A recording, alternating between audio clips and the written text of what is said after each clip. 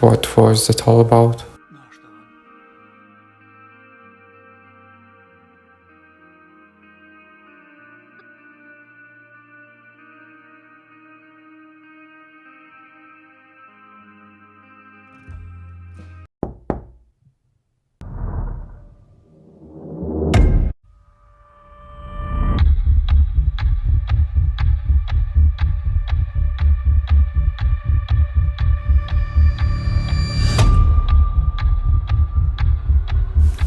How bad could it be?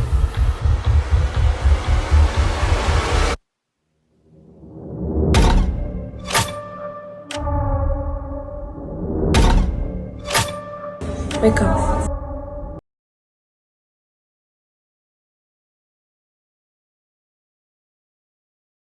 Good afternoon, everyone, and welcome to our amazing talk show, Philosopher Table Unraveling Memento. Today, for our amazing I didn't know for this. the film of Christopher Nolan, Memento, through the lens of philosophy. But firstly, let me introduce our incredible guests, such as Christopher Nolan, the producer of the film movie Memento. We also have three incredible philosophers such as Descartes, Nietzsche, and Kant.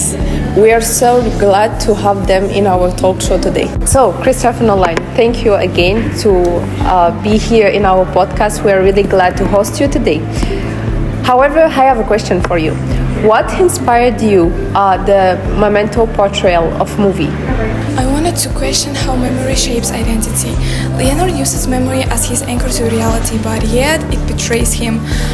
We all do this. We will all rewrite the past memories to fit the narrative, often unconsciously, but this non-linear structure of the movie shows the fragility of the memory itself, and with truth and perception blur.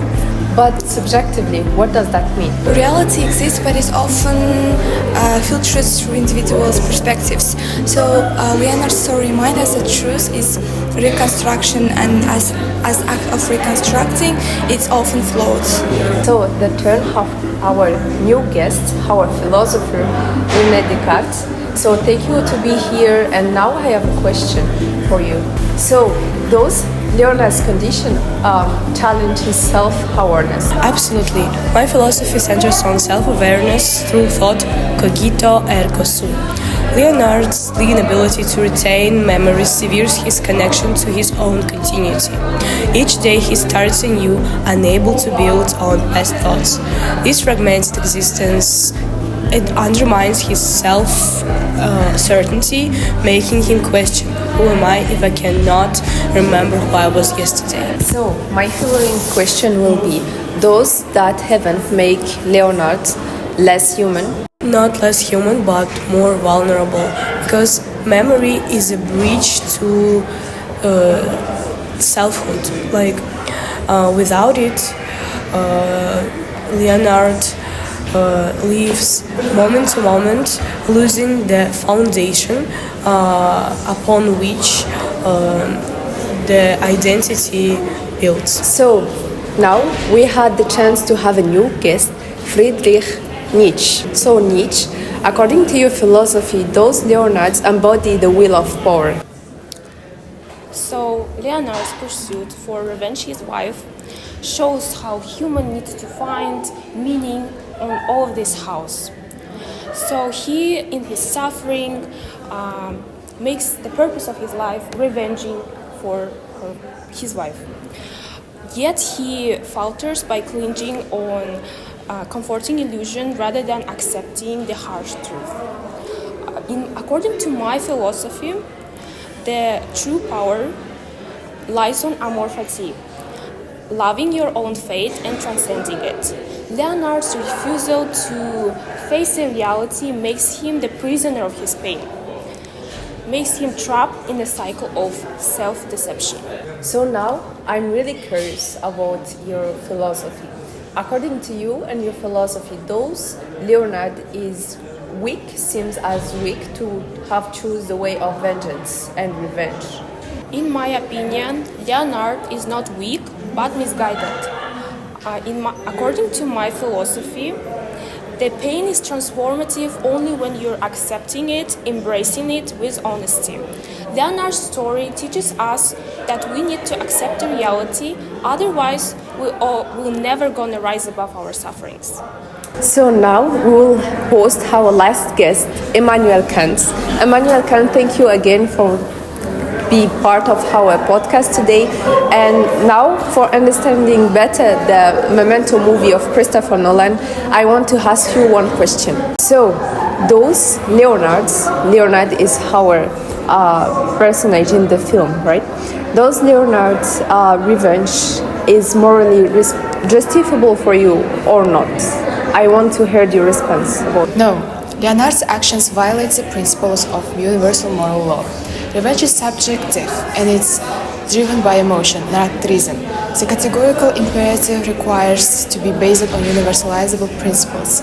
So clearly not. Leonard's vendetta serves only his personal desires, detached from moral duty. So, in that way, what would Kant's moral law will demand from Leonard? How he should behave through this question?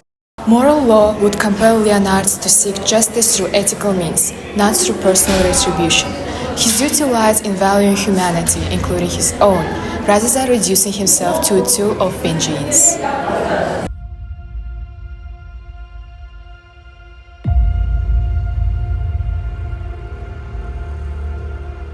Why are you silent? Do your job. You should ask some question.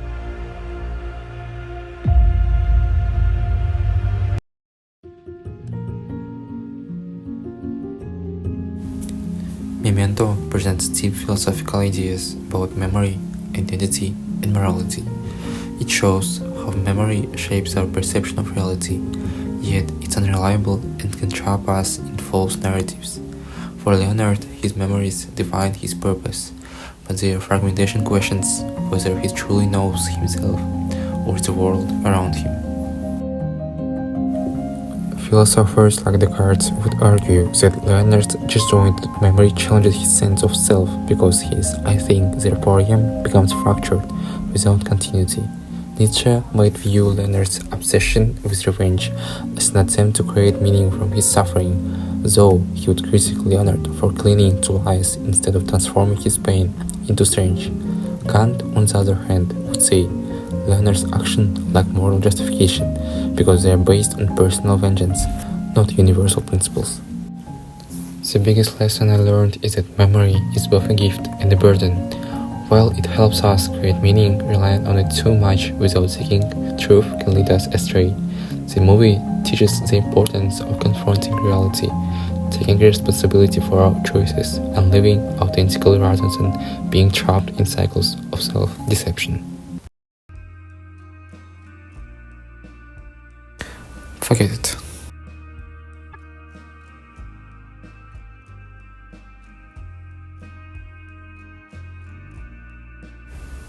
Now that's done. Time to hang out with friends.